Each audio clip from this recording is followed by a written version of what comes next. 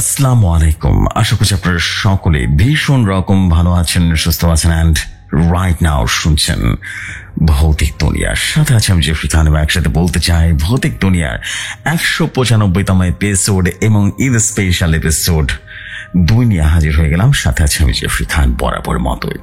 এবং আজকেও কিন্তু আপনাদের সবার পছন্দের শো আপনাদের ভৌতিক দুনিয়ায় কিন্তু আজকে প্রচার হতে চলেছে সানি ভাইয়ের অসাধারণ ঘটনা এবং বাদল তান্ত্রিকের ঘটনা। নিশ্চয়ই মোটামুটি আপনারা দেখে ফেলেছেন যে বাদল তান্ত্রিকের ঘটনা মানেই কিন্তু দারুণ কিছু। এটা আপনারা এর আগে দেখতে চেয়েছেন এবং প্রমাণও পেয়ে গেছেন। আশা করছি আপনাদের ভয়ঙ্কর রকম কিছু আজকে উপহার দেখতে পারবো। বিকজ একই সাথে বলবো যে আজকের এপিসোড কিন্তু ভয়ঙ্কর রকম সুন্দর হচ্ছে আপনাদের জন্য এবং ভয়ঙ্কর কিছু নিয়ে আসবে, এতটুকু বলতে পারি। আজকে শুধু বাদল তান্ত্রিকের ঘটনা নয়, আজকে আছে আপনাদের জন্য আরো 2টি ঘটনা। আমাদের নাহিদ ভাইয়ের ঘটনা আছে এবং বাইজিদ ভাইয়ের ঘটনা আছে। সব মিলে অসাধারণ এক এপিসোড আজকে আপনারা শুনতে চলেছেন। আমরা বেশি কথা বাড়াবো না, আজকের এপিসোড বেশি লং নয়, বাট হ্যাঁ খুবই অসাধারণ একটা এপিসোড। আপনার ঘটনা যদি পাঠাতে চান ভৌতিক দুনিয়ায় তাহলে পাঠাতে পারেন। ভৌতিক দুনিয়া পাঠানো ঘটনার 2টি ওয়ে আছে, একটা ইমেল আর একটা হচ্ছে হোয়াটসঅ্যাপ। ইমেল আইডিটা হচ্ছে ভৌতিকদুনিয়া@gmail.com। এই ইমেলে ঘটনা সেন্ড করুন, অথবা আপনারা চাইলে ঘটনাটি অবশ্যই আপনারা যেটা করতে পারেন আপনাদের জায়গা থেকে হোয়াটসঅ্যাপ করতে পারেন। হোয়াটসঅ্যাপ নাম্বারটা হচ্ছে 040009301111। শুধুমাত্র উপরে লিখে দিবেন ভৌতিক দুনিয়ার জন্য ঘটনা, দিস ইজ ইট। আর বেসিক্যালি তেমন কিছু করা লাগবে না, জাস্ট অবশ্যই শুরুতে বলে দেবেন ভৌতিক দুনিয়ার জন্য ঘটনা। এই আর তেমন কিছু বলার নেই, চলে যাচ্ছি সরাসরি ঘটনা। আশা করছি আজকের এপিসোড আপনাদের কাছে ভয়ঙ্কর রকম সুন্দর কিছু নিয়ে আসতে চলেছে। চলে যাই সরাসরি ঘটনায়।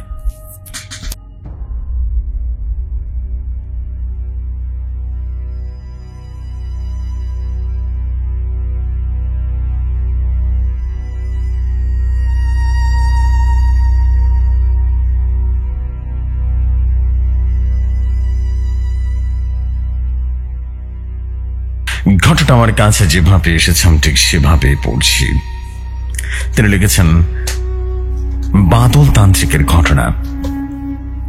অবিশ্রান্ত বৃষ্টির আর বিরক্তিকর আবহাওয়া আর নিশতির রাতে কালো চাদরের আবরণে কে সঙ্গী করে সেই মানুষটা সম্পূর্ণ কালো কাপড়ে নিজেকে আড়াল করে এগিয়ে চলে। আমি দূর থেকে তার পিছু নিলাম। বৃষ্টির মধ্যে রাস্তাঘাট একদম কাদাময় হয়ে গেছে। সেই সবকিছু উপেক্ষা করে সে লোকটা একটা অদ্ভুত প্রাণীকে জালে বন্দি করে টানতে টানতে এগিয়ে চলল। জিনিসটা বেশ বড় আর ভারী, আর সেটা হওয়ার কারণে মাঝে মাঝে একটু দাঁড়িয়ে দম নিচ্ছিল সে লোকটা। তারপর আশেপাশে কেউ দেখছে কিনা সেটা একটু ভালো করে যাচাই করে নিয়ে আবারও টানতে লাগলো। মাটিতে ঘষতে ঘষতে চলতে থাকা প্রাণীটা অজ্ঞান হয়ে রয়েছে। আমি এতক্ষণ পর বুঝতে পেরেছি প্রাণীটা আসলে কি। প্রাণীটা আসলে পূর্ণবয়স্ক একটা শিয়াল। আমি তার পিছু নিয়েছি, এই কথা এখনো সে টের পায়নি। সে টানতে টানতে গ্রামের পশ্চিম পাশের সে জঙ্গলের ভেতরে চলে গেল। একটা পুরনো মন্দিরের সামনে উপস্থিত হলো। এই স্থানে কোনো পোড়া বাড়ির আছে সেটা আমার জানা ছিল না। আমি দেখলাম একটা লাল বস্ত্র পরিধান করে একটা জট সন্ন্যাসী সেই মন্দিরের ভেতর থেকে বেরিয়ে এলো আর মন্দিরের সামনে থাকা হাড়ি কাটে সে শিয়ালের গলাটা বড়ি দেওয়ার জন্য উপযুক্ত করে সাজিয়ে দিল। আর আবারও সেই মন্দিরের ভেতর থেকে একটা ধারালো ছুরি আনতে লাগলো। আর অন্য লোকটা ততক্ষণে শিয়ালের মাথায় হলুদ আর রক্ত চন্দনের টিকা লাগিয়ে দিল। এরপর আবারও সন্ন্যাসী ধারালো ছুরি দিয়ে এক কোপে শিয়ালের দেহ থেকে মাথাটা একেবারে আলাদা করে ফেললো। আর সাথে সাথে কিছুটা রক্ত সিটে এসে সন্ন্যাসীর গায়ে পড়ল। এরপর ধারালো ছুরি থেকে রক্ত মুছতে মুছতে সন্ন্যাসী বলে উঠল, আর মাত্র এক রাত, আর এক রাত তারপরে প্রাপ্তি। কিন্তু এখন তুই আমার ব্যবস্থা কর। ভেতরে বাকি 3টা রাখা আছে, ওখানে আজকেরটা রেখে দিবি। আমি একটু জঙ্গলের ভেতর থেকে হেঁটে আসি। আমি সবটুকু যেন জঙ্গলের আড়াল থেকে দেখতে লাগলাম। এবার সন্ন্যাসী বৃষ্টি উপেক্ষা করে কোথায় যেন হাঁটতে লাগলেন। আর সে লোকটা মন্দিরের ভেতর থেকে একটা ধারালো অস্ত্র এনে শিয়ালের দেহ থেকে চামড়াটা তুলেতে লাগলো। আর হঠাৎ করে একটা হাওয়া তার কাপড়ের আগুন মুখের ওপর দিয়ে রীতিমতো সরে গেল। আমি বৃষ্টির মধ্যে লোকটাকে দেখে যেন স্তম্ভিত হয়ে গেলাম। আমি বুঝলাম সে মানুষটা আমার চেনা। আসসালামু আলাইকুম জফরি ভাই, কেমন আছেন? আশা করি আল্লাহর রহমতে ভালো আছেন। আমি মোহাম্মদ সানি খান, দেশের বাড়ি গাইবান্ধা জেলা, বর্তমানে ঢাকার নারায়ণগঞ্জ গার্মেন্টস অপারেটর হিসেবে কর্মরত আছি। চলে আসলাম আবারও নতুন এক ঘটনা নিয়ে, আশা করি আপনাদের অনেক বেশি ভালো লাগবে। জফরি ভাই, ঘটনায় বিন্দুমাত্র লেখায় কোনো ভুল ত্রুটি হলে ক্ষমা সুন্দর দৃষ্টিতে দেখবার অনুরোধ রইল। চলুন তাহলে সরাসরি ঘটনায় চলে যায়। বলছেন বাদল তান্ত্রিক। আমি তখন আমার তান্ত্রিক জীবনের ব্রহ্মপুত্রের মোটামুটি বিরাজ করেছি, বুঝলি। সারাদিন ওই পথে দিয়ে ঘুরে বেড়ায়, আর রাতে আশ্রয় নিই কারো বাড়িতে, আবার মাঝে মাঝে কোনো এক গাছ তলায় বসে বসে কাটিয়ে দিই। ততদিনে আমার বন্ধু জিনের মাধ্যমে অনেক শক্তি আয়ত্ত করে হয়ে গেছে। সেবার আমি সিরাজগঞ্জের একটি কাছাকাছি গ্রামে নিজের ভাষ্য ভ্রাম্যমানের জীবন শুরু করে দিয়েছিলাম। গ্রামে ঢোকার আগে নদীর পাড়ে পড়ে এক মহা শ্মশান। তখন ভোরের আলো সব কিছু একেবারে ফুটে উঠেছে। আমি সেখানে যাওয়ার সময় দেখলাম কতগুলো মরা পুরানো কাঠের উপরে অল্প অল্প ঠিক ঠিক করে আগুন জ্বলছে, আর সেগুলোর মাঝ থেকে একটা ছেঁড়া কাপড় এবং তাঁবুর মতো করে রীতিমতো বসতি বানানো হয়েছে। সাধারণত কোথাও কোনো নতুন সাধু গেলে তান্ত্রিক মহলের কথাটা প্রচার হয়ে যায়, কিন্তু আমার কানে এরকম খবর আসেনি। তাই ভীষণ অবাকই লাগলো যেখানে কোনো নতুন সাঁতার আবির্ভাব হয়েছে কিনা। কিছুক্ষণ সেখানে অপেক্ষা করলাম, কিন্তু কাউকে তাঁবুর আশেপাশে দেখতে পেলাম না। মনে মনে একবার ভাবলাম ফেরার পথে দেখা করে যাব। এরপর আমি শ্মশান পেরিয়ে মেঠো পথ ধরে গ্রামে প্রবেশ করলাম। খুব সুন্দর একটা গ্রাম, বেহেস্ত বর্ণীয় সবুজ শ্যামল জমি, গরু বাছরের দল বল মাঠে ঘুরছে, নদীতে নৌকা চলছে, চাষিরা ধান কাটছে, বাড়ির বউরা রীতিমতো উঠোনের চাদর বিছিয়ে ধান ভাঙছে, আর কেউ বা মাটির দেয়ালে ঘটে দিচ্ছে। এক জায়গায় এক বিশাল কিছু শিশুকে পড়াচ্ছে এক প্রবীণ ভদ্রলোক। সব মিলিয়ে এক সম্পূর্ণ গ্রাম বলতে মনে হয়। আগের দিন রাতে আমি আর কাউকে আশ্রয় নিইনি। সারাদিন হেঁটে হেঁটে এই গ্রাম থেকে ওই গ্রামে গিয়ে পৌঁছালাম, তাই শরীরটা ক্লান্ত লাগছিল আমার। ভাবলাম আজকের দিনটা কারো বাড়িতে একটু আশ্রয় নিয়ে নি। এরকম ভেবে আমি তালা বাড়ির ভেতরে রীতিমতো ঢুকে পড়লাম, এবং বাড়িটা বেশ পরিষ্কার পরিচ্ছন্ন আর সাজানো গোছানো ছিল। বলা যেতে পারে একটা অর্থবান লোকদের বাড়ি এটা। সামনে বিস্তীর্ণ উঠান, তার মাঝে একটা তুলসী তলা। তবে বাড়ির অবকাঠামোর সাথে বাড়ির রূপের মধ্যে কোনো মিল পাচ্ছি না। দেখে মনে হয় বাড়ির কোনো এক সময় দরিদ্র মানুষের বাড়ি ছিল এটা, শুধু তার বাইরের অংশটুকু পরিবর্তন করা হয়েছে। আমি আর কিছু ভাবলাম না। দেখলাম বাড়ির কর্তা দালানের উপর রাখা, আর এই দোলনায় বসে বসে দোল খাচ্ছে। আমি তার সামনে এগিয়ে গিয়ে বললাম, আসসালামু আলাইকুম। আমরা বাদল, আমি একজন তান্ত্রিক, বলতে পারেন। কত শ্রম ক্লান্ত আজকে দিনটা, একটু যদি আপনাদের এখানে আশ্রয় নেওয়া যায় তাহলে খুব উপকৃত হতাম আর কি। লোকটা আমাকে দেখে দোলনা থেকে উঠে দাঁড়িয়ে বললেন, হ্যাঁ নিশ্চয়ই নিশ্চয়ই, হবে না কেন, কিন্তু আপনি তো মুসলিম মানুষ, আমি কিন্তু আমার হিন্দু, এতে যদি আপনার কোনো সমস্যা না হয় তাহলে থাকতে পারেন। আর আপনাকে কিন্তু আমার খাবার নিজেই রান্না করে খেতে হবে আর কি। তখন আমি বললাম, বেশ তো ঠিক আছে, এতে আমার কোনো অসুবিধা নেই। আমাকে সমস্ত জিনিসপত্র দেবেন, আমি সাধ্য মতো কিছু বানিয়ে নেব। তারপর সে আমাকে দালানে বসতে বলল। তারপর ভেতর থেকে রান্না করার জন্য সমস্ত জিনিসপত্র নিয়ে এলো। এরপর সে আবার দোলনায় গিয়ে বসলো। আমি নিজের মতো করে দুপুরে রান্নার কাজ শুরু করলাম। হঠাৎ সে আমাকে প্রশ্ন করলো, আচ্ছা আপনি কি তন্ত্রমন্ত্র জানেন? আমি অবাক হয়ে তাকে বললাম, হ্যাঁ জানবে কি, এসব নিয়ে তো আমার কাজ। কেন বলুন তো? এতক্ষণ পরে সে দোলনা থেকে নেমে আমাকে উদ্দেশ্য করে বলল, আমার নাম রাম হরি সরকার, আর এই বাড়িটা দেখছেন না, আমার পৈতৃক সম্পত্তি আর কি। আমরা দুই ভাই, আর আমার ছোট ভাইয়ের নাম রাম নিধি সরকার। 1 নম্বর বকাটে ছিল ছোটবেলায়, এরপর যা হয় আর কি, বড় হওয়ার পর আর অভ্যাস আরো বেশি বাড়তে লাগলো আর কি। শুরু হলো মদ্যপান, জুয়া খেলা, রেসের মাঠে যাওয়া, প্রায় আনাগোনা হতে লাগলো ঢাকার মহাজাতি শহরে। আর এই সম্পত্তির 80% আমি আমার নিজের অধীনে রেখে দিয়েছি আর কি, আর বাকি 2টা অংশ ওই অনাথ আশ্রমে দান করে দিয়েছি। যদিও বাবা রামনিধি কিছুই দিতে চায়নি, তাও আমি চেয়েছিলাম যাতে ও কিছু একটা পায়। আসলে বাবা একটু অসন্তুষ্ট ছিল, তবে তিনি এটাও বলে গিয়েছিলেন আমার যদি ইচ্ছা হয় তাহলে তো আমি রামনিধির বাড়িতে থাকতে দিতে পারি। সেক্ষেত্রে আমিও রাজি ছিলাম, ওই বাড়িতে থাকুক, সমস্যা কি? দেখছিলি তো আমি একলা মানুষ, সময় কাটানোর জন্য তো একটা লোক দরকার। তখন আমি বললাম, আপনি বিয়ে করেননি কেন? তখন রাম হরি করলো, করেছিলাম, কিন্তু স্ত্রী তো মারা গেছে আজ প্রায় 1 বছর হলো, আর এরপর থেকে দ্বিতীয় বিয়েটা আর করা হয়নি। একলাই দিনকাল বেশ ভালো কাটাচ্ছে আর কি। তখন আমি তাকে বললাম, ও আচ্ছা আচ্ছা, তো এরপর কি হলো?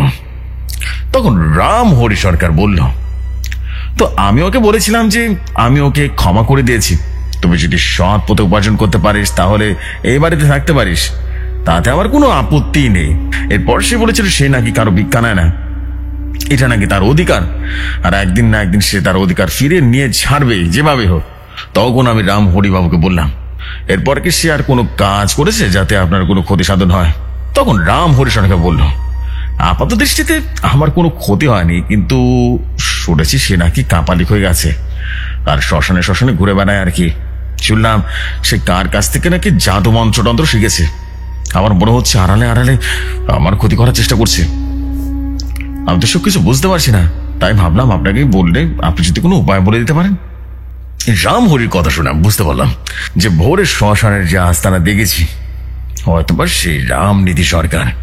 আমি একটু ভেবে নিয়ে বললাম, তার মানে আপাত দৃষ্টিতে এখন আপনার কোনো ক্ষতি হয়নি, তাই তো? তখন রাম হরি সরকার বললেন, হ্যাঁ এখনো কোনো ক্ষতি হয়নি, তবে সংখ্যা লেগেই থাকে আর কি, শয়তানটা আবার কখন কি করে বসে। আপনি যদি দয়া করে একটা ব্যবস্থা করে দেন তাহলে তো ভালোই হয় আর কি। তখন আমি বললাম, এখন তো কিছু করতে পারবো না, আগে আমাকে বুঝতে হবে সে কোনো তন্ত্রমন্ত্র করছে কিনা, তার প্রভাব কি পড়তে পারে সেই বুঝে ব্যবস্থা নিব আর কি। আমার কথা শুনে রাম হরি সরকার আর কোনো কথা বললো না। সে উঠে গিয়ে আবার দোলনায় বসে পড়লো আর দোল খেতে লাগলো। আবার কেমন জানি ভদ্রলোককে একটা অদ্ভুত লাগলো। সাধারণত কেউ চিন্তা থাকলে মানুষের হাব ভাব তো বোঝা যায়, কিন্তু তাকে দেখে কোনো চিন্তা দেখলাম না, কোনো দুশ্চিন্তা নাই, এরকম কিছু দেখলাম না। আমি মনে মনে ঠিক করলাম যে রাতের বেলা আমি একবার শ্মশানে গিয়ে দেখবো, ওনার ছোট ভাই রামনিধির সাথে কথা বলবো, একবার মুখোমুখি কথা বলা দরকার তার সাথে, তাহলে বুঝতে পারবো ওটা ঠিক ঠিক ক্রিয়া করেন। সেদিন বিকেল থেকে তোর বৃষ্টি শুরু হয়ে গেল। সারাদিন আমার সাথে রাম হরি বাবুর কেবল গুটি কয়েকবার দেখা হলো আর কথা হলো, সেগুলো তেমন একটা উল্লেখযোগ্য না। দুপুরে ভাত খেয়েছিলাম বলে তাই রাতের বেলা রান্না করলাম না, শুকনো চিড়ে মুড়ি খেয়ে রাতের খাওয়া দাওয়া শেষ করলাম।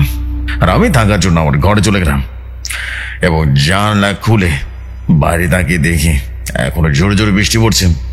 একটু রাত গভীর হলে আমি বাইরে বের হলাম আর বৃষ্টির মাথায় নিয়ে রীতিমতো শ্মশানের উদ্দেশ্যে রওনা হয়ে গেলাম। শ্মশানে পৌঁছে দেখলাম অন্ধকার আর অন্ধকার, একটা লোক কি যেন টেনে টেনে নিয়ে যাচ্ছে সে অন্ধকারে। আমি চুপি চুপি পিছু নিলাম, একটু দূরত্ব কমাতে সামনে একটা লোকের একটা মৃতদেহ টেনে টেনে নিয়ে আছে এমনটা দেখলাম। আমি দেখতে লাগলাম লোকটি কি করে। এরপর দেখলাম সে লোকটা সেই সেরা তাঁবুর কাছে গিয়ে দাঁড়িয়ে বলল, তারপর পরনে লাল একটা রক্তাম্বর, সারা শরীর ভিজে যাচ্ছে। আমি একেবারে শান্ত বৃষ্টিতে একেবারে ধারায় দাঁড়িয়ে আছি, সুটাম চেহারা, যেন বৃষ্টি ধরায় রীতিমতো সৌন্দর্য ফুটে উঠেছে। আমি বুঝতে পারলাম এটি হচ্ছে রামনিধি সরকার। এরপর তিনি সে মৃতদেহকে তাঁবুর বাইরে রেখে তাঁবুর ভিতরে ঢুকে গেল আর কিছুক্ষণ পর বাইরে বেরিয়ে এলো। তার মৃতদেহ সামনে রেখে ধ্যান বসলেন। এই দৃশ্য দেখে আমি বেশ হতভম্ব হয়ে গেলাম। আমার জানা মতে মৃতদেহের বুকের উপরে বসে রীতিমতো ধ্যান করলে সব সাধনা করার জন্য করতে হয়, কিন্তু তিনি একটু অন্যরকম পদ্ধতিতে বসলেন। সবার উপরে মূর্তি রেখে তাকে আরাধনা করতে লাগলেন। আমার মনে সামান্য একটা খটকা লাগলো। এরপর আমি সোজা তার সামনে গিয়ে উপস্থিত হলাম। তিনি যেন দিব্যি দৃষ্টিতে একেবারে অদ্ভুত দৃষ্টি অনুভব করতে লাগলেন। মুখে একটা অমলিন হাসি রেখে চোখ বন্ধ করে আমাকে বললেন, আমি জানতাম আপনি আসবেন, বসুন, আমার সামনে বসুন। আমি তার সামনে বসতে বসতে বললাম, কি করে বুঝলাম আমি এখানে এসেছি? তখন সে আমাকে বলল, এর উত্তর আপনার কাছে অজানা নয়। আপনি আমার কাছে কি জানতে এসেছেন আমাকে বলুন। আমার সাধ্যের মধ্যে হলে আমি সবটাই বলবো। তখন আমি বললাম, আপনি সবটাই জানেন, তাহলে সোজাসুজি জিজ্ঞেস করছি, আপনি কি আপনার দাদার মৃত্যু কামনা করেন? হ্যাঁ। তখন রামনিধি সরকার বলল, না, কখনোই না। আমি শুধু আমার অধিকার বুঝে নিতে চেয়েছিলাম। দাদা উল্টো আমার মৃত্যুর কামনা করে। দাদা ভাবছে আমি তার ক্ষতি কামনা করছি, কিন্তু না, আমি আমার নিজের আত্মরক্ষা করছি মাত্র। তখন আমি বললাম, তাহলে সব সাধনায় বসে কি করছেন আপনি? হ্যাঁ, আমি যতদূর জানি সব সাধনা আত্মরক্ষা করা হয় না। তখন রামনিধি সরকার বললেন, না, এটা তো সব সাধন নয়। আপনিও তো জানেন। ও বুঝেছি, আপনি আসলে জানতে চাইছেন আমি কি করছি। বেশ, শুনুন তাহলে। এই বলে তিনি সামনে রাখা মূর্তিটার দিকে ইঙ্গিত করে বললেন, ইনি হচ্ছেন দেবী, আমার ধর্মের একজন তান্ত্রিক দেবী, আর সব দেহ হচ্ছে ওনার বাহন। তাই তাকে আর আত্ম হিসেবে পেতে হলে মৃতদেহ আবশ্যিক, তাই না? আর এই দেবীর পূজা কেন করে জানেন? আচ্ছা বলি, ক্রোধ, হিংসা, ঘৃণা, বিদ্বেষ এসব থেকে মুক্ত করেনি দেবী। আর যারা ক্রোধ, হিংসায় মানুষকে মারতে চায়, তাদের হাত থেকে নিজেকে রক্ষা করার জন্য এমনটা করছি। আমি রামনিধির কথা শুনে রীতিমতো বেশ অবাক হয়ে গেলাম। আসলে আমি এসবের কিছুই জানতাম না। আর আমার কেন জানি এই মানুষটা কোনোভাবে কারো ক্ষতি সাধন করতে পারে এমনই মনে হচ্ছিল। তিনি অদ্ভুতভাবে আমার অবস্থা বুঝতে পেরে বললেন, বৃষ্টি হচ্ছে, আপনি যার বাড়িতে উঠেছেন তার বাড়িতে একটু দূরে জঙ্গল আছে। আজ রাতে সেখানে যান, আপনার সমস্ত প্রশ্নের উত্তর পেয়ে যাবেন। আমি তখন বললাম, ঠিক আছে। তখন সে বলল, তবে একটু সাবধানে যাবেন। এই বলে তিনি ধ্যানমগ্ন হয়ে গেলেন। আমি বললাম, তবে আর কোনো কথা বলবে না? তাই কোনো কথা না বলে সেখান থেকে উঠে আবারও শুরু করলাম হাঁটতে। উল্টো পথে জঙ্গলের উদ্দেশ্যে গেলাম। হাঁটতে হাঁটতে আমি যখন জঙ্গলের কাছে এলাম, দেখলাম একটা লোক কি যেন টানতে টানতে নিয়ে যাচ্ছে। অবিশ্রান্ত বৃষ্টি আর বিরক্তিকর আবহাওয়া আর নিশুতি রাতের কালো চাদরের সঙ্গী করে কে যেন কাপড়ে নিজেকে আড়াল করে এগিয়ে চলে। আমি দূর থেকে একটু পিছু নিলাম। বৃষ্টির মধ্যে রাস্তাঘাট কাদাময় হয়ে আছে। সে সব কিছু উপেক্ষা করে সে লোকটা একটা অদ্ভুত প্রাণীকে জালে বন্দি করে টানতে টানতে নিয়ে যাচ্ছে। জিনিসটা বেশ বড় আর ভারী, আর এটার কারণে মাঝে মাঝে দাঁড়িয়ে দম নিচ্ছিল সে লোকটা। আর আশেপাশে কিছুই দেখতে পাচ্ছে না। মাটিতে ঘষতে থাকা প্রাণীটা অজ্ঞান হয়ে গেছে। আমি এতক্ষণ পর বুঝতে পারলাম প্রাণীটা আসলে কি। প্রাণীটা হচ্ছে বয়স্ক একটা শিয়াল, আর যার পিছু নিয়েছে সে এখনো টের পায়নি। সে টানতে টানতে গ্রামের পশ্চিম পাড়ের যে জঙ্গলের ভেতরে চলে গেল। একটা পুরনো মন্দিরের সামনে উপস্থিত হলো। এই স্থানে কোনো পোড়া মন্দির আছে সেটা আমার জানা ছিল না। আমি দেখলাম এক লাল বস্ত্র পরিধান করা একটা চটধারী সন্ন্যাসী সে মন্দিরের ভেতর থেকে বেরিয়ে এলো, আর মন্দিরের সামনে থাকা হাড়ি কাটে রীতিমতো সেই শিয়ালের গলাটা বলি দেওয়ার জন্য মুক্ত করলো, সুন্দর করে সাজিয়ে দিল। এরপর আবার মন্দিরের ভেতর থেকে একটা ধারালো ছুরি আনতে লাগলো, আর অন্য লোকটা ততক্ষণে শিয়ালের মাথায় হলুদ আর রক্ত চন্দন টিকা লাগিয়ে দিল। এরপর আবার সন্ন্যাসী ধারালো ছুরি দিয়ে একটা কোপে শিয়ালের দেহ থেকে মাথাটা একদম আলাদা করে ফেলল, আর সাথে সাথে কিছুটা রক্ত যেন এলো সন্ন্যাসীর গায়ে। এরপর ধারালো ছুরি দিয়ে রক্ত মুছতে মুছতে সন্ন্যাসী বলে উঠল, আর একটা মাত্র রাত, আর কাল রাতে তোর প্রাপ্তি। দেখুন, তুই আমার ব্যবস্থা কর, ঠিক আছে? ভেতরে বাকি 3 জন রাখা আছে, ওখানে একটা রাখবি, ঠিক আছে? আমি এটা জঙ্গলের ভিতর হেঁটে আসছি। আমি সবটা জঙ্গলের আড়াল থেকে দেখতে লাগলাম। এবার সন্ন্যাসী বৃষ্টি অপেক্ষা করে কোথায় যেন হাঁটতে লাগলো, এবং সেই লোকটা মন্দিরের ভেতর থেকে একটা ধারালো অস্ত্র এনে শিয়ালের দেহ থেকে চামড়াটা তুলতে থাকলো।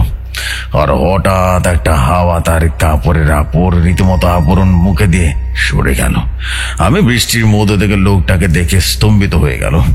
আমি বুঝলাম সে লোকটা আমার চেনা, ইনি আর কেউ নয়, ইনি আজ রাতে আমার আশ্রয়দাতা রামহরি সরকার। আমি তবে তার সামনে গেলাম না। সে শিয়াল আর মাথা কিছুটা রক্ত মন্দিরের ভেতরে নিয়ে ঢুকে গেল।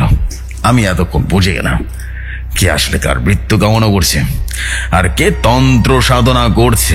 আমি মনে মনে সিদ্ধান্ত নিয়ে ফেলি, আমি সাধনা শেষ তবে দেখেই ছাড়বো, যেভাবেই হোক। সে আমার আঘাতে বিশ্বাসে আঘাত এনেছে। এই প্রথম কার উপর প্রচন্ড রাগ হলো আমার। আর সেই রাতটা আমি রাম হরিবাবুর কাছে কাটিয়ে দিলাম।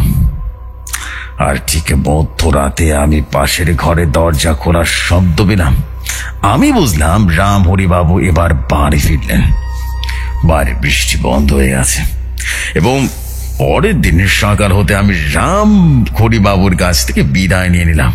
যদিও তিনি আমাকে ছাড়তে চাইছিল না, তার ভাইয়ের কোনো বিহিত করা অবধি। কিন্তু আমি তো তার ভাইয়ের আর কোনো ক্ষতি করতে দেব না, এই বিশ্বাস দিয়ে রীতিমতো বেরিয়ে গেলাম। এরপর আমি দ্রুত পায়ে হাঁটতে হাঁটতে শ্মশানের দিকে চলে গেলাম। আজ রাতে রামনিধি বাবুর দিকে ঘোর বিপদ আছে, তাকে তো জানাতেই হবে। আমি কি দেখলাম রামনিধি বাবু তার তাঁবুতে নেই। বড্ড বিরক্ত লাগলো আমার। এই সময়টাতে এমনিতেই আজ খুব বেশি বিপদ, আর সে কোথায় যেন চলে গেছে।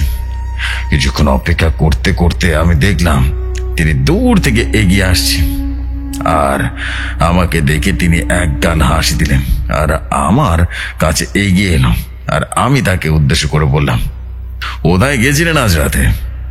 আপনার তো অনেক বড় বিপদ আছে। আমার কথায় কোন রকম কর্ণপাত না করে তিনি তার থলে থেকে জিনিসপত্র বের করে আমাকে উদ্দেশ্য করে বললেন, জানি তো মন্ত্রসবের তন্ত্রের শেষ প্রয়োগ হবে আজ। এও জানি আজ আমার শেষ দিন হতে পারে। আমি বললাম, আপনি জানেন পঞ্চসবের তন্ত্র আসলে কি? এর পরিণাম তো ভয়াবহ হতে পারে। তখন রামনিধি সরকার বলল, আমি সবটা হয়তো জানি না, তবে কিছুটা জানি। তা দিয়ে বাঁচানোর চেষ্টা করবো নিজেকে, তবে কতটুকু পারবো জানি না, তা আমি নিজেও বলতে পারবো না। আমি তার হাত ধরে বললাম, আপনি বুঝতে পারছেন না ঠিক কি হতে চলেছে। আচ্ছা, আপনি আপনার মতো চেষ্টা করুন, আমি আমার মতো চেষ্টা করছি, ঠিক আছে? তবে আপনার প্রতি আমার একটাই অনুরোধ, আমি একটা গন্ডি বানিয়ে দেবো এখন। হ্যাঁ, আপনি এই গন্ডির বাইরে কোনোভাবে বেরোবেন না, এটা আপনার কাছে আমার বিনীত অনুরোধ। এই বলে আমি একটা গন্ডি কেটে দিলাম আর আমার বন্ধু ইফরিতকে রীতিমতো স্মরণ করলাম। ইফরিত জিন বেলালকে স্মরণ করলাম আর সাথে সাথে বেলাল চলে আসলো। এবার আমি বেলালকে উদ্দেশ্য করে বললাম, বেলাল দেখো তো এখানে কি ঘটতে চলেছে আজ রাতে। তখন বেলাল সাথে সাথে চলে গেল। আর কিছুক্ষণ পর বেলাল আমাকে এসে বলল, বাঁধন বন্ধু আমার, এখানে পঞ্চসবের সাধনা করা হচ্ছে। পঞ্চসব অর্থাৎ 5 প্রাণী সব, আর এই সাধনাকার মৃত্যু সাধন করার জন্য 5টি সবের ব্যবহার হয়, বুঝতে পেরেছ? এই সাধন করতে প্রয়োজন হয় 5টি সবের, যা বিভিন্ন অবস্থায় অবস্থান করে। শিয়াল স্থলচর, বাজ জলচর, শকুন বায়চর, গোসাপ উপচর, আর মানুষ ঊর্ধ্বমুখী প্রাণী। কারো ক্ষতি সাধন করতে হলে সাধকের এই 5টি প্রাণী হত্যা করে পরপর 5 রাতে তাদের শরীরের কিছু অংশ মিশ্রিত করতে হয়। ফলের মধ্যে তন্ত্র জগতে সৃষ্টি হয় এক বিশেষ শয়তান, যা এই প্রাণীর সংমিশ্রণে তৈরি হয় শয়তান। আর 5ম রাতে উদ্দিষ্ট ব্যক্তির উপর আঘাত আনে শয়তান, সাক্ষাৎ মৃত্যুর পরোয়ানা হাজির হয়। এই বলে বেলাল আমাকে একটা মন্ত্র শিখিয়ে দিল আর বলল, আপনি নিধি রামকে মন্ত্র শিখিয়ে দিন আর তাকেও পড়তে বলুন। আর এখনই গন্ডির ভেতরে গিয়ে বসে পড়ুন, আজকে বসে পড়ুন। আমি এখন চলে যাচ্ছি, দরকার হলে আবার স্মরণ করবেন। এই বলে বেলাল চলে গেল। এরপর বেতিরামকে আমি মন্ত্র শিখিয়ে দিলাম আর বললাম, আপনি এই মন্ত্র আমার সাথে সাথে বলবেন, ঠিক আছে? ইনশাআল্লাহ কোনো ক্ষতি হবে না আমাদের। এরপর আমরা দুজন একসাথে বসে বসে মন্ত্র পড়তে শুরু করলাম। অনেকক্ষণ ধরে মন্ত্র পড়ছি, এমন সময় চারিদিকটা কেমন যেন নিস্তব্ধ হয়ে গেল। কেমন যেন একটা বিভৎস দুর্গন্ধ ছড়িয়ে পড়ল। ভয়ঙ্কর অট্ট হাসি যেন ছেড়ে গেল। কে যেন আমাদের দিকে আসতে লাগলো। এরপর আমি সামনে তাকিয়ে যেটা দেখতে পেলাম সেটা দেখার জন্য মোটেই প্রস্তুত ছিলাম না। আমি দেখতে পেলাম শ্মশানের মুখে একটা ভয়ঙ্কর শয়তান রীতিমতো 4 পায়ে রীতিমতো হামাগুড়ি দিয়ে এগিয়ে আসছে আমাদের দিকে। শয়তানটাকে দেখে রীতিমতো মানুষ মনে হচ্ছে না। তার চেহারা মানুষের মতো হলেও সেটা মানুষ নয়। শরীরের চামড়াগুলো রীতিমতো সাপের মতো, মাথায় 2টো শিং রয়েছে। কেমন যেন আস্তে আস্তে রীতিমতো উইয়ার্ড টাইপের একটা ছুঁয়েছে। শরীরের চামড়া অন্যরকম, পিঠ থেকে বেরিয়ে আসছে 2টো শকুনের ডানা, আর চোখগুলো মরা মাছের মতো ফ্যাকাশে, আর মাথাটা কেমন যেন শিয়ালের মতো। অদ্ভুত ধরনের একটা ক্রিয়েচার। আমি বুঝলাম 5 প্রাণীর সম্মিলিত কোনো শয়তান এটা। এবার শয়তানটা হামাগুড়ি দিয়ে আস্তে আস্তে আমাদের গন্ডির কাছে আসতে লাগলো, আর গন্ডির সামনে এসে থতমত খেয়ে গেল। যেন সে হঠাৎ কোনো কিছু দেখে রীতিমতো বাধা প্রাপ্ত হয়ে কয়েক হাত দূরে গিয়ে ছিটকে পড়ল। তার গর্জন আরো তীব্র থেকে তীব্রতর হচ্ছে, যেন কোনো অদৃশ্য শক্তি তার সামনে দেয়াল তুলে দিয়েছে। সে বারবার আঘাত করতে লাগলো, গন্ডিতে আঘাত করতে লাগলো, কিন্তু কোনোভাবেই রীতিমতো কিছু করতে পারছিল না। সে একটা সময় বিরক্ত হয়ে 4 পায়ে রীতিমতো হামাগুড়ি দিয়ে আমাদের সামনে এগিয়ে এলো, আর মুহূর্তেই যেন অদৃশ্য হয়ে গেল। আর অল্প কিছুক্ষণ পর সে আবারও এলো, সাথে তান্ত্রিককে নিয়ে এলো। আর তান্ত্রিক এসে ভয়ঙ্কর কণ্ঠে একটা হাসি দিল আর বলল, কিরে জানোয়ারের বাচ্চা বাদর, তোর এত বড় সাহস! তুই আমাদের শত্রুকে বাঁচানোর চেষ্টা করছিস, তাহলে এবার তুই মরার জন্য প্রস্তুতি নিয়ে নে। এই বলে তান্ত্রিক তার হাতের মুঠোয় কি যেন একটা ধরে মন্ত্র পড়তে লাগলো, আর আমাকে উদ্দেশ্য করে ছুড়ে মারলো সেটা। এই শয়তান একটা ভয়ঙ্কর হাসি দিল, বিভৎস হাসি, আর 4 পায়ে হামাগুড়ি দিয়ে রীতিমতো আমার দিকে দৌড়ে এলো। এত বিভৎস ছিল, আমার হাত পা কাঁপছিল। হঠাৎ করে গন্ডি ভেদ করে গন্ডির ভেতরে ঢুকে পড়লো, আর নিধিরামের গলা আর আমার গলা 2 হাত রীতিমতো দিয়ে চেপে ধরলো। বিভৎস ক্রিয়েছে। এমন সময় হঠাৎ করে আকাশে ভয়ঙ্কর একটা বাজ পাখি রীতিমতো চিৎকার করে ডাকতে থাকলো। আমি আকাশের দিকে তাকিয়ে দেখতে পেলাম নীলকণ্ঠ জিনের অগ্নিবাজ এসেছে। পুরো আকাশ যেন গোল গোল চক্র খেতে লাগলো, আর সাথে সাথে আকাশটা যেন গর্জন করে উঠলো। চারিদিকে যেন ঝড় তুফান বয়ে যেতে শুরু করলো, আর গাছপালা যেন দুমড়ে বজ্রে ভেঙে যেতে লাগলো, আর আকাশটা যেন, পরিবেশটা যেন ভারী হয়ে গেল, আর নীল আলোয় যেন চারিদিকটা ভরে গেল। চারিপাশটা যেন অদ্ভুত একটা অবস্থা হয়ে গেল। আলোর ভিতর থেকে বেরিয়ে এলো এক দানব বেরিয়ে এলো।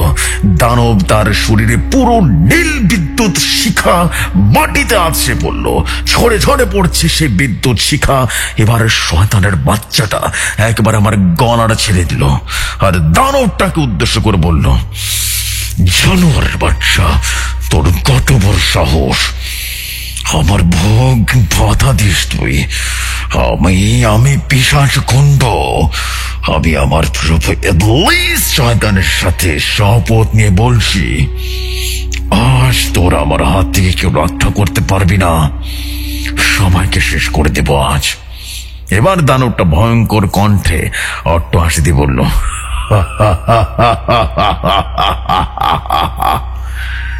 তুই আমার পরিচয় জানতে চাস? শোন তাহলে, আমি নীলকণ্ঠ।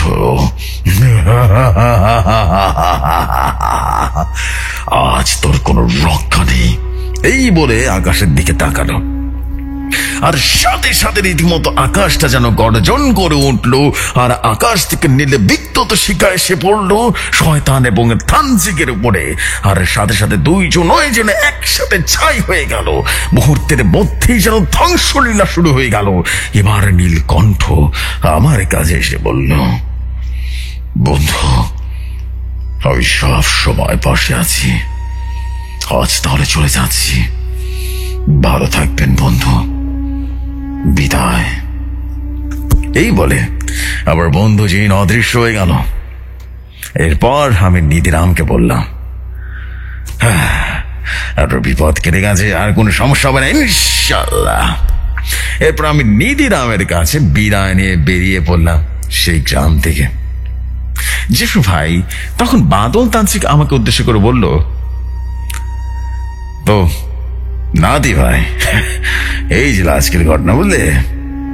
আমি যা আর দিন ঘটনা শুনিস, বুঝলি? এখন ঘুম পেয়েছে, আমি ঘুমাবো, বৃদ্ধ হয়ে গেছি না, এত সময় লাগে না, বুঝলি? তোকে আর ভয়ঙ্কর ঘটনা শোনাবো না, যা।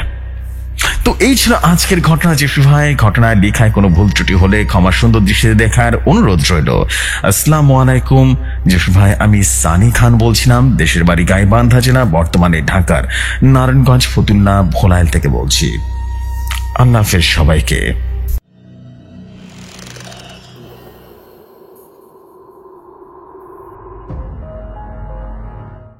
ওয়ালাইকুম আসসালাম প্রিয় সানি ভাই। Oh my god, what a beautiful scary story man. অনেক বেশি ডার্ক স্টোরি ছিল ভাই। আপনার স্টোরি দিন দিন অনেক বেশি জোস হয়ে যাচ্ছে। মানে আমি যদি বলি একটার থেকে একটা সুন্দর হয়ে যাচ্ছে। Oh my goodness, this is absolutely মাথা নষ্ট স্টোরি ছিল ভাই। খুব বেশি ভালো লাগলো, মাশাআল্লাহ। This is absolutely super fine story. Wow, আলহামদুলিল্লাহ যে এত ভালো একটা স্টোরি আপনার মাধ্যমে আমরা পেলাম, ভৌতিক দুনিয়াবাসী পেল। মানে এইটা যে কত বড় একটা পাওয়া, আলহামদুলিল্লাহ। সিরিয়াসলি অনেক বেশি ভালো লাগবে স্টোরিটা। দিস ইজ অ্যাবসলিউটলি মাথা নষ্ট স্টোরি। এবং বাদল তান্ত্রিকা আরো অনেক ঘটনা চাই ভাই। একটা আপনি প্লিজ ভাই এইটা একটা বুঝতে হবে যে আপনার স্টোরি কিন্তু অনেক মানুষ পছন্দ করছে এখন, আলহামদুলিল্লাহ। আপনি থেমে থাকলে কিন্তু চলবে না। মানুষের ভালোবাসা কিন্তু সবসময় থেকে যাবে আপনার সাথে। আপনি শুধু চেষ্টা করবেন জায়গা থেকে যে আরো কিভাবে স্টোরি শেয়ার করা যেতে পারে। আপনি কন্টিনিউয়াস স্টোরি কাইন্ডলি শেয়ার করবেন। সপ্তাহে অবশ্যই 2 দিন স্টোরি শেয়ার করবেন। একদিন সালাম কবিরাজ থাকবে, একদিন বাদল তান্ত্রিক থাকবে। That will be the amazing thing, you know. অসম্ভব রকম ভালো লাগছে ভাই স্টোরিটা। অনেক অনেক ভালো ছিল, আলহামদুলিল্লাহ। অনেক ভালো স্টোরি, অনেক ভালো স্টোরি। সত্যি অনেক বেশি আনন্দ পেলাম স্টোরিটা পড়ে, অ্যান্ড মন জুড়িয়ে গেল আপনার স্টোরি পড়ে ভাই। Thank you very much. আশা করছি আপনাদের সবার কাছে ঘটনা অনেক বেশি ভালো লেগেছে। আর ভালো না লাগার কিছুই নেই, বেসিক্যালি বিকজ আমি এতটুকু বিলিভ করি যে সবসময় দারুণ দারুণ সব ঘটনায় কিন্তু আমাদের ভাইয়া পাঠান। এবং আলহামদুলিল্লাহ যে আজকেও কিন্তু অসাধারণ কিছু পেয়ে গেলাম, আলহামদুলিল্লাহ। This is the fact. আর দেরি করবো না, আমরা চলে যাচ্ছি পরবর্তী ঘটনায়। আর ভাইয়া যাওয়ার সময় আবার বলবো, দারুণ দারুণ ঘটনা কিন্তু আরো চাই আপনার কাছ থেকে, ঠিক আছে? চলে যাচ্ছি পরবর্তী ঘটনায়।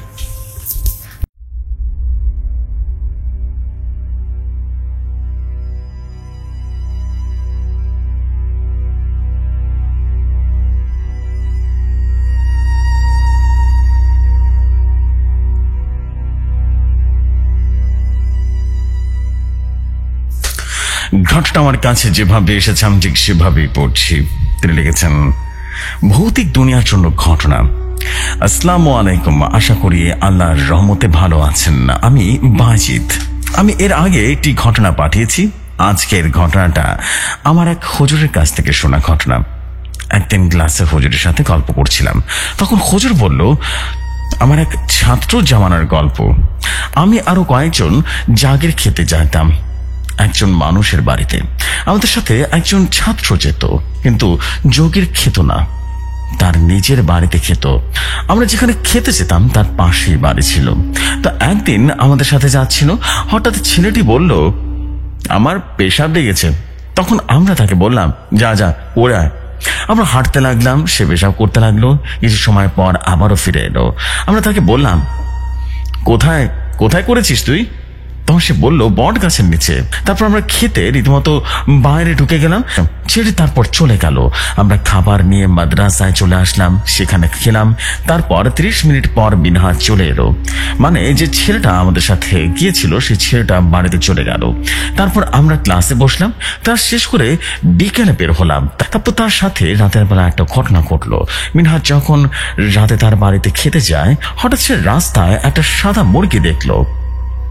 সে আবারও একটু সামনে এগিয়ে গেলে দেখলো যে একটা সাদা বিড়াল, আবার একটু সামনে গেলে সাদা কাপড় পরা মানুষ দাঁড়িয়ে আছে, কিন্তু তার সামনে গেলে দেখা যাচ্ছে কিছুই নেই। এসব ঘটনা সে আমাদের কয়েকজনকে বললো।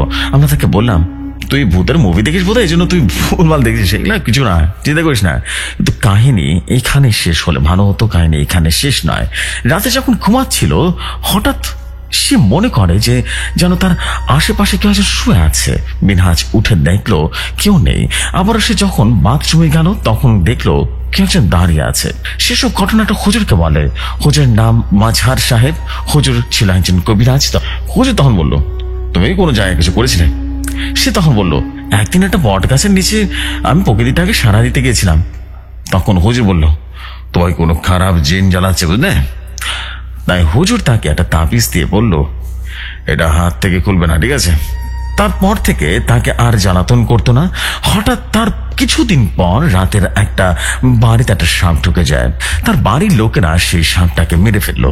তারপর হঠাৎ সকালবেলা উঠে দেখা গেল যে সাপটাকে মেরেছে তার হাত নড়াচড়া করতে পারছে না, সে বিছানা থেকে উঠতেও পারছে না। তাকে সাদেক মামার কাছে নিয়ে গেল। সে ছিল একজন কবিরাজ। কবিরাজ বলল সে কি করেছে। তারা বলল সে কাল একটা সাপে মেরেছে। এবং কবিরাজ কিছু সময় চোখ বন্ধ করে থাকার পর বলল সে যে সাপটাকে মেরেছে সেটা কোনো সাধারণ সাপ ছিল না। তিনি আরো বললেন, এক জিনের বাচ্চা ছিল এটা, বুঝতে পেরেছ? তাই কে কোনো একটা জিন এরকম করেছে, বুঝতে পেরেছ? তাই তোমাদের বাচ্চাকে কোনো জায়গায় কিন্তু একা ছাড়বে না। তারপর থেকে জিনেরা জ্বালাতন করতে লাগলো তাদেরকে। একদিন মিনহাজ মাদ্রাসা থেকে দুপুরে বাড়িতে খানা খেতে যায়। সেদিন মিনহাজ হঠাৎ করে বাড়ি থেকে রাগ করে চলে আসে খানা না খেয়ে। তার বাড়িতে একা কাজের লোক আছে। আমরা খাওয়া দাওয়া শেষ করে ক্লাসে বসে গেছি। তখন সেই কাজের লোকটা রীতিমতো মিনহাজকে ডাকতে আসে। তখন আমরা তাকে ডেকে বললাম, বাড়ি থেকে খেয়ে আয়। তখন মিনহাজ ওই লোকের সাথে গেল। তার কিছু সময় পর হঠাৎ মিনহাজের চিৎকার শোনা গেল। আমরা মনে করলাম অন্য কোনো ছেলে চিৎকার করছে, কিন্তু আবারও শোনা যায় অদ্ভুত একটা শব্দ, আবারও জোরে জোরে যেন শব্দ হচ্ছিল। এবার আমরা বুঝতে পেরে যাই এটা মিনহাজের চিৎকার। আমরা সবাই রীতিমতো দৌড়ে পাশে একটা বাগানের কাছে এসে সেখানে থেকে যাই। গিয়ে আমরা সবাই অবাক হয়ে যাই। যা দেখার ছিল না সেটাই দেখতে হলো। আমরা দেখলাম মিনহাজের লাশ পড়ে আছে। মিনহাজের বাবা এবং মাকে খবর দেওয়া হলো। তার বাবা মা দেখে রীতিমতো কান্নায় ভেঙে পড়লো। আমরা সবাই আমাদের হুজুর মাঝহার সাহেবকে খবর দিলাম। সে আসলো এবং বলল, মিনহাজের লাশ দেখে বলল, কি করে হলো এসব? আমরা সবাই তখন বললাম, তার বাড়ির কাজের লোক তাকে মেরে ফেলেছে। সে লোক তখন বলল, আমি তো বাড়ি থেকে বের হইনি, তাকে মারবো কেন? তার বাড়ির লোক বলল সে বাড়িতে ছিল। সেই সময় সাদেক মামা আসলো। সাদেক মামা কবিরাজ ছিল এবং সে কালো জাদু জানতো। সে লোক তখন বলল, আমি বলেছিলাম ওদের বাচ্চা থেকে একা না চাইতে বলেছিলাম। তোমরা যেমন জিনদের বাচ্চাকে মেরে ফেলেছ, সে তোমাদের বাড়ির কাজের লোকের রূপ ধারণ করে তোমাদের বাচ্চাকে মেরে তার প্রতিশোধ নিয়েছে, বুঝতে পেরেছ? তারপর থেকে তাদের আর কোনো সমস্যা হয়নি। এই ছিল আজকের কিছু ছোট ঘটনা। আশা করি ভালো লাগবে শ্রোতা বন্ধুদের। ভালো থাকবেন, দীর্ঘজীবী হোক ভৌতিক দুনিয়া। আসসালামু আলাইকুম। আমি বাইজিদ রাজশাহী কাটাখালী থেকে বলছিলাম।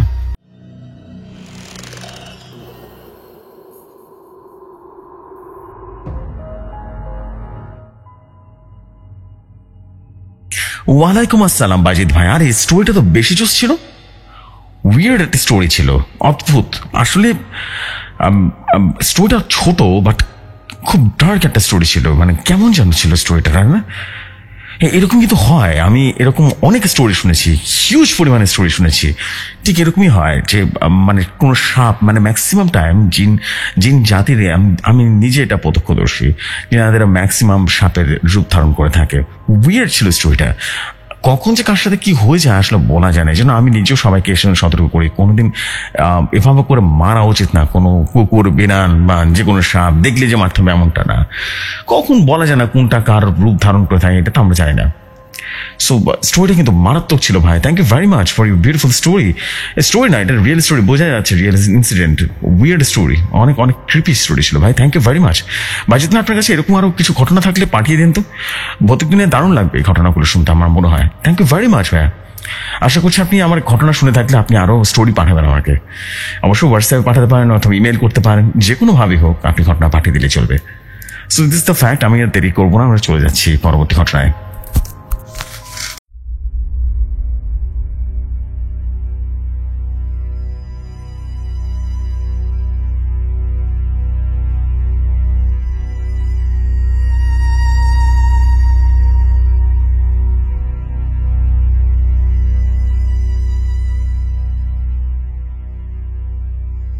ঘটনাটা আমার কাছে যেভাবে এসেছে আমি ঠিক সেভাবে পড়ছি।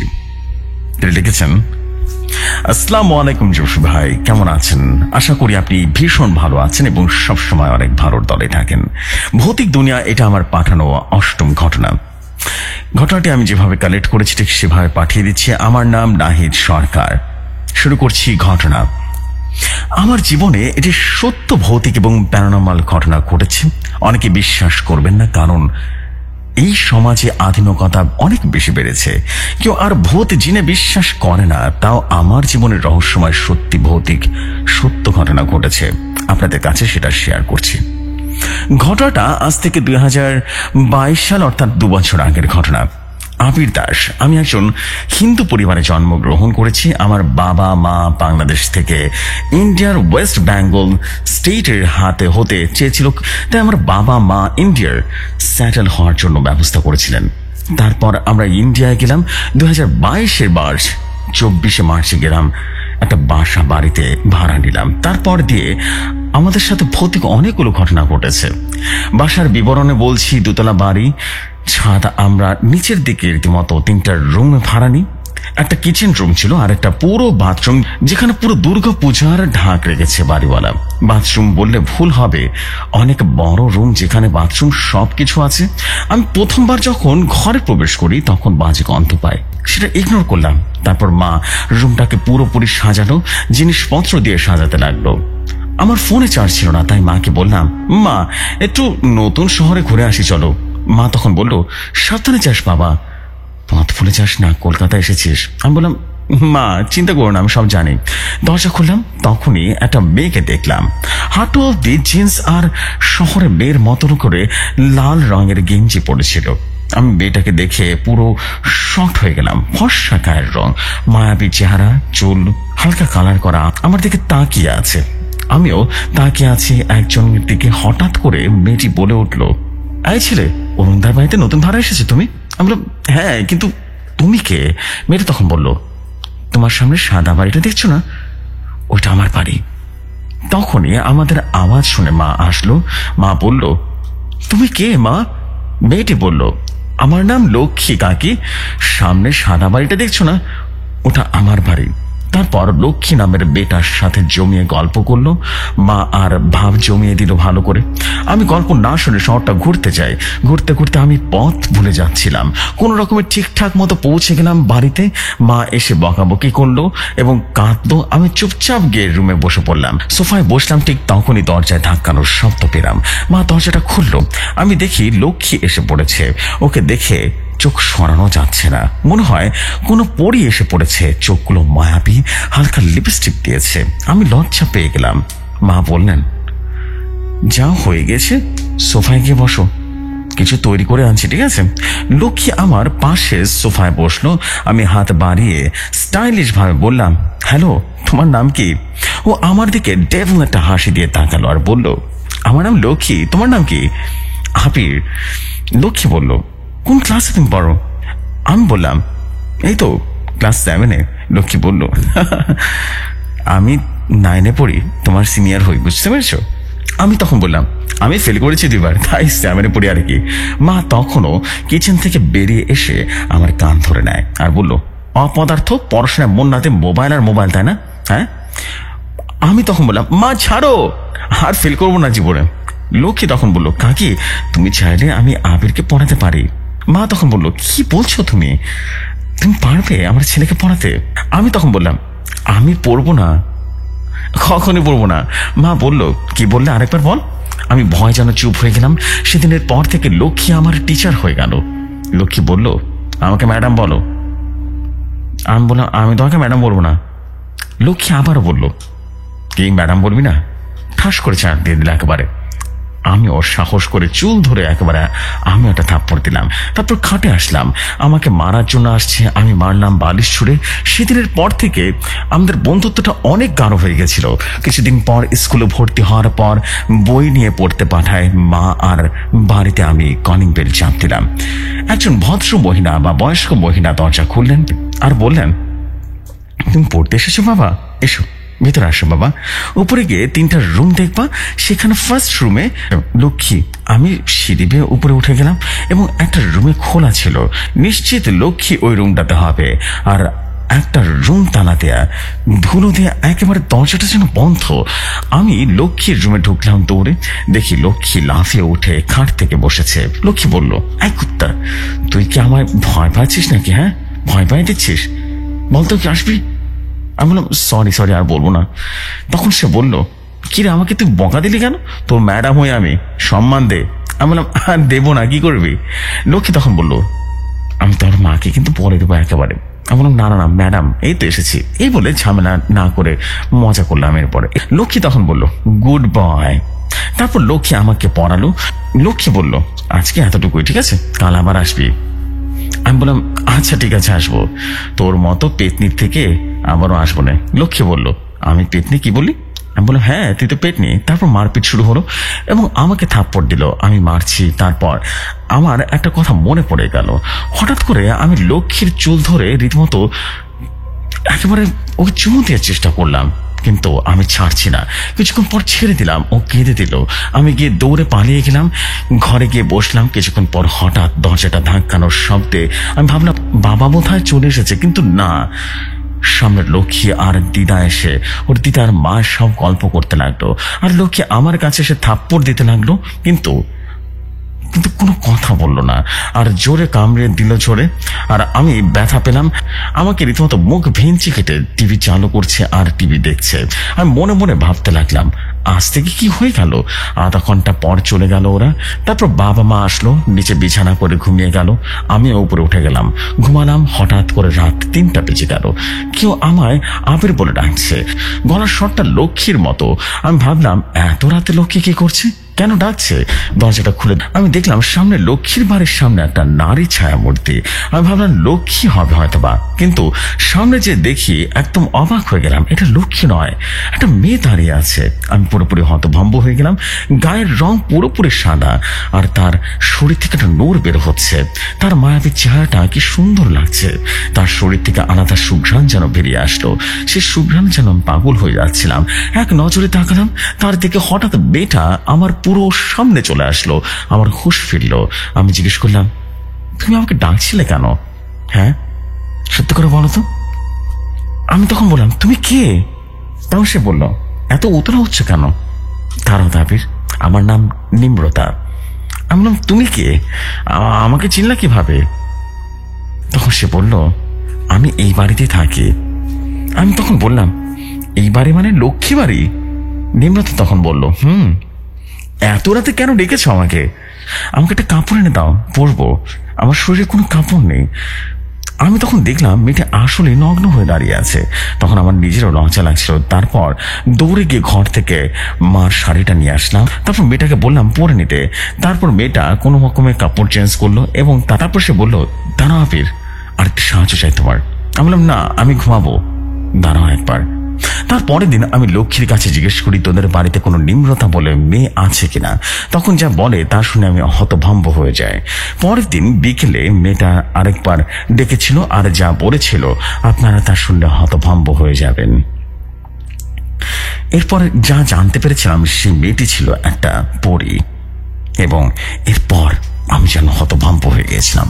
এই ছিল ঘটনা। ভালো লাগলে পড়ে শোনাবেন। থ্যাংক ইউ সো মাচ আমাদের নাহিদ সরকার ভাই। আশা করছি স্টোরিটা সবার কাছে ভালো লাগবে। স্টোরিটা বেশ মানে বেশ অন্যরকম ছিল, ইউনিক একটা স্টোরি ছিল, রোমান্টিক হরর স্টোরি বলা যেতে পারে, বেশ ভয়াবহ ছিল, ভালো লাগছে আমার কাছে স্টোরিটা। এই ধরনের স্টোরিও খারাপ না, but it's okay, no problem, ভালো একটা স্টোরি ছিল ভাই, থ্যাংক ইউ ভেরি মাচ। এবং আশা করছি এরকম আরো অনেক অনেক স্টোরি পাবো আপনার কাছ থেকে। আজকের মতো এখানে বিদায় নিচ্ছি, বিকজ একটু পরে আমার এখন নিশ্চয়ই জানেন যে আগামীকাল কিন্তু ভৌতিক কথার একটা অনেক বড় একটা এপিসোড আসছে, এবং সেখানে মায়াপুরীর রহস্য নামে একটা লম্বা স্টোরি আসছে, সেটার এডিটিং আমার বাকি আছে। আজকে এখানে শেষ করছি, ইনশাল্লাহ আপনাদের সাথে আবারও কথা হবে। আগামীকাল হয়তো বা আসতে পারবো না, আগামী পরশুদিন ডেফিনেটলি নতুন একটা এপিসোড নিয়ে আপনাদের সাথে হাজির হচ্ছি। ততক্ষণ মতো সবাই ভালো থাকুন, সুস্থ থাকুন। আসসালামু আলাইকুম এবং শুভরাত্রি সবাইকে।